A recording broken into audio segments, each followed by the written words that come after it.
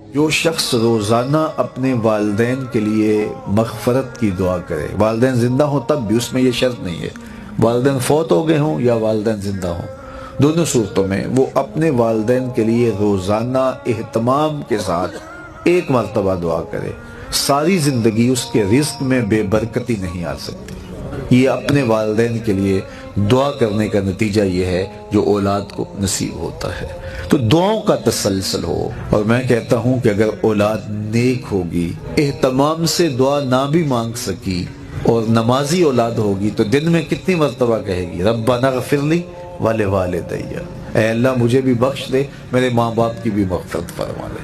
تو نیک اور صالح اولاد والدین کے لیے مستقل سرمایہ ہے، اور قبر میں اس کا فائدہ ان کو پہنچتا ہے۔ اللہ کے محبوب صلی اللہ علیہ وآلہ وسلم ارشاد فرماتے ہیں، جب ہم کسی شخص کو قبر میں دفن کر کے آتے ہیں تو اس کی حالت یہ ہوتی ہے جیسے کوئی شخص پانی میں غوطے کھا رہا ہو۔ بڑا مشکل وقت ہوتا ہے جب قبر میں چھوڑ کے ہم کسی کو پلٹتے ہیں، اور یہ وقت ہمارے اوپر بھی آنے والا ہے۔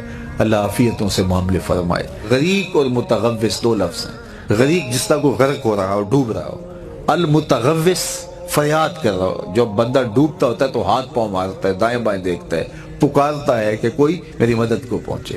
تو کہا جب ہم کسی کو قبر میں اتار کے آتے ہیں تو اس کی حالت یہ ہوتی ہے۔ پھر فرمایا کہ وہ اس مشکل اور آڑے وقت میں دعاؤں کا انتظار کرتا ہے۔ وہ دعا اس کی اولاد کی طرف سے ہو، اس کے دوستوں کی طرف سے ہو، اس کے رشتہ داروں کی طرف سے ہو، تو ان کے ہاتھ اٹھ جائیں، وہ اٹھے ہوئے ہاتھ اس کا سہارا بن جائیں گے۔ تو مرنے والوں کے لیے دعاؤں کا سلسلہ یہ ان کی مغفرت کا سبب اور ذریعہ بنتا ہے، اور یہ اولاد کے ذمے والدین کا دوسرا حق ہے کہ ان کے لیے استغفار کرے۔